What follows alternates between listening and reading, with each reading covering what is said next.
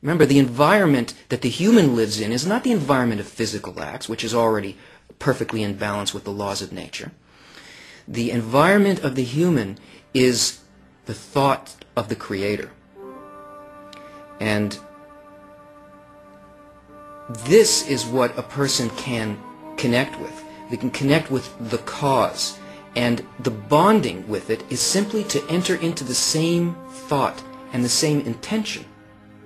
Once this begins to happen, we are no longer separated in an external world, in a physical world, but we are connected with that point that emanates everything into this world. And this is done through a relationship with the Creator. It's like a relationship with a lover, with a beloved, in the sense that when you love somebody, you want them to know who you are. You write them little notes. You show them what you enjoy. You express your thought to them so that the bonding with your beloved will be on the level not simply of the physical, but beyond that, in the intangible place that we feel as love. So these constant events that evolve in our lives are like notes of love, a beckoning on the part of the Creator to come to Him. And our desire to respond to that call is likewise from a place and a feeling to want to know our beloved in that way. And this is the secret of the Torah. It is that all the creations of the Creator that appertain to or can be comprehended by the creatures, that means everything that was created, every single expression that exists in creation is only the expression of the Creator and is aimed specifically at this call to the creature. It's all accessible to the creature. Every single bit of it is supposed to be known by the creature. In other words, the worlds were created for man.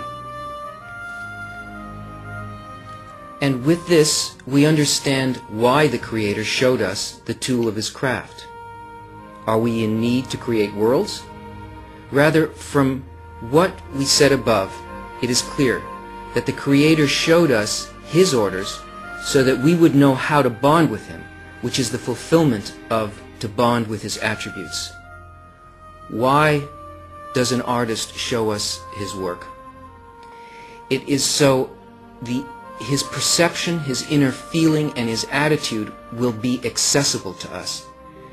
And though right now we don't understand how worlds are created, through the connection with the thought of the Creator, we can rise to know all of His laws, all of the ways in which everything that we see before us comes about. That is, why it's there, for what purpose it's there. And this reciprocal sensation of thought and intention is the way in which the law of equivalence of form is expressed on the human level. It's the balance between the inner desire to know, to be filled with pleasure, and the actual pleasure that exists, the only pleasure that exists, which is the knowledge of the thought of the Creator. And this system is built perfectly to create the desire that will allow a person to come into this balance.